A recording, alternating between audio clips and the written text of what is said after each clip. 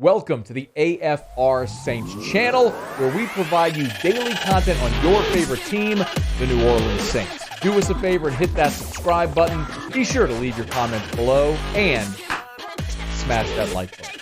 Who dat?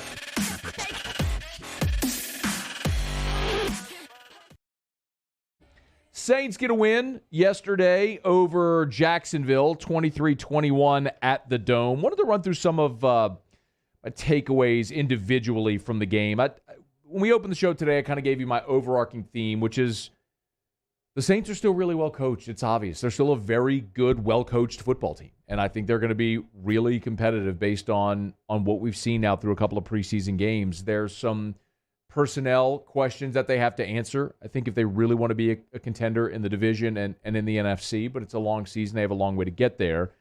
But I wanted to talk a little bit about some of the individual players. Obviously, it starts at quarterback, and Sean Payton did explain what he liked from Jameis Winston, who started and played exceptionally well last night. Just the explosives. I thought, they pressured him on one play, and he was able to kind of quick switch protection, get into a route for a touchdown. Yeah, I thought there were some real good exposures there early on, and I thought we handled it well. So Jameis on the day was really the story. 9 of 10 for 123, 2 touchdowns, no picks, a rating of 157.5. His only incompletion was a check down, and you could see him. He was gearing up to chunk it downfield, and he settled for the check down. And because he had so much amp behind it, he sort of overthrew the running back on the check down. That was his only incompletion of the day. But Jameis was sensational, and he did talk a bit about how he felt last night having the opportunity to start and play. I got to give God all the glory. Like, I haven't started a football game in so long, man. So I was so excited to just get an opportunity to start and lead the pack, man. It was exciting, and the rhythm was great. Offensive line was phenomenal. And we had guys like Quez making plays all night, man. You got to love that. Speaking of Quez, that's Marques Callaway, who really through 2 weeks, I would say, has got to be the biggest story. And this is why. I don't want to overstate it, but have you noticed how much our conversation around the need to add wide receivers and angst over Michael Thomas has dissipated? Like, have you noticed that? It's because of Marques Callaway. It's because he's gone out now and in 2 preseason games against like elite NFL talent has proven to be the guy. He's been a number one. I mean, last week against Marlon Humphrey was out there making big plays, and he did it again last night as well. So I don't think there's even this question anymore about, do the Saints have a viable number one receiver? You do. Now, who wins? No, and look, Traquan Smith hasn't even been healthy.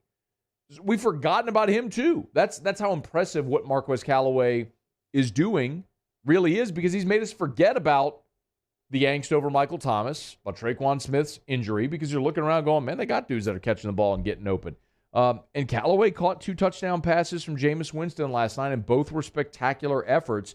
And he did talk after the game about his relationship with Jameis.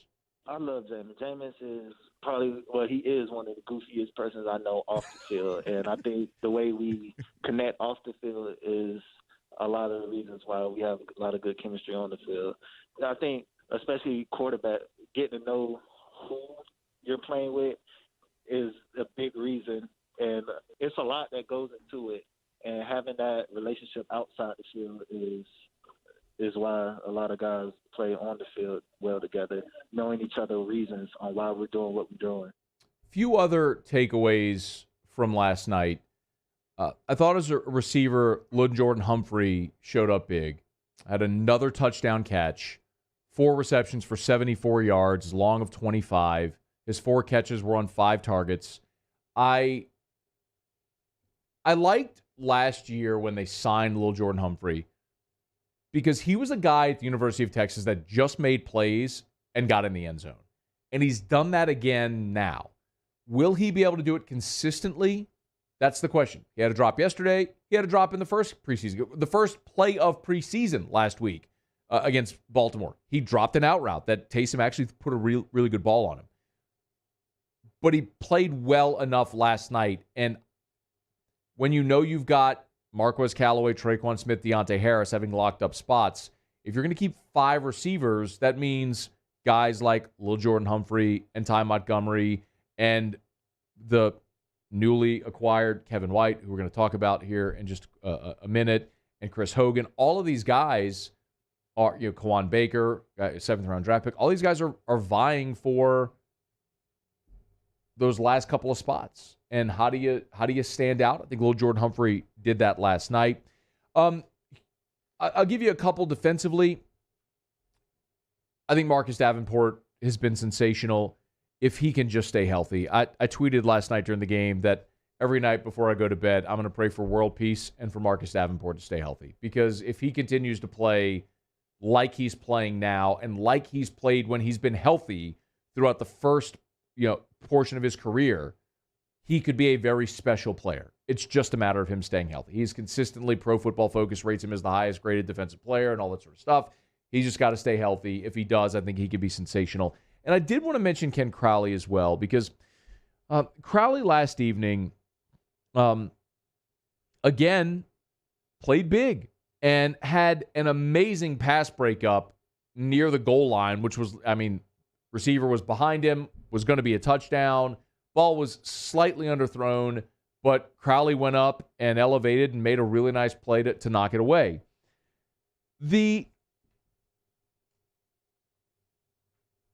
So yes, I think Ken Crowley's played very well. But I want to go back to the point that I've made oftentimes here about what I know about Sunday players. I know what Ken Crowley looks like as a Sunday player. And it's not an outside cornerback. So it would be hypocritical of me to excuse any shortcomings from other players, like as we talked about with quarterback, because I've seen them on Sundays, and so I don't really care what happens in preseason games or in practice, and then to not hold Ken Crowley to the same standard. I'm optimistic. I'm hopeful that if he has to start on the outside, that he can do so and do so exceptionally well. But I am extremely skeptical because I have seen him throughout his career be a very good special teams player, a nickel back, a guy in the sub packages. But as a starter on the outside, that's not his role. He hasn't been good enough on NFL Sundays to be that guy. And I don't know if I'm changing my mind, but he did play very well last night. If you're looking for guys that went the other way, Taysom Hill's obviously at the top of that list. It just was not a good day for Taysom Hill, and that I don't think is tremendously surprising. The other guy that I think you really have to keep an eye on now is Latavius Murray. Murray, present. Sean Payton said that Tony Jones is his number 2 running back right now. And with good reason. It's Kamara, it is Tony Jones, and I don't know. Latavius Murray present, has been a sort of north and south runner without quick feet. And it is so evident at times that if he doesn't get going and hit that hole, he can't make you miss. 4 carries last night for 6 yards.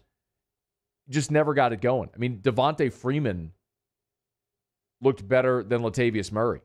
And Murray, remember, present. You've got Dwayne Washington hanging around as well. I don't know that I would say definitively that Latavius Murray has a roster spot locked up. Murray, present.